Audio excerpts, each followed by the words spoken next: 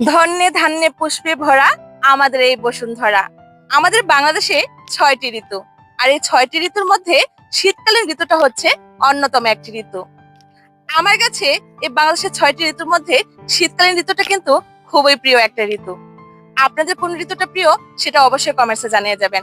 আর আজকে আমি চলে এসেছি প্রায় কয়েক হেক্টর জায়গা জুড়ে বিস্তীর্ণ একটা সিমের টালে। আমার আশেপাশে প্রচুর সিম গাছ রয়েছে, আর সিম গাছে কিন্তু সিম ফুলের প্রচুর একটা জোয়ার এসেছে। এখনো সিমগুলো ওইভাবে আসেনি, তবে প্রায় 1 সপ্তাহ বা 10-12 দিন লাগবে সিমগুলো আসতে। এই ফুল থেকে কিন্তু সিম আসে। তো আজকে এই সিমের টাল থেকে শেরপুরবাসী সহ বাংলাদেশের সবাইকে সিম ফুলের শুভেচ্ছা। সকলে ভালো থাকবেন, সুস্থ থাকবেন।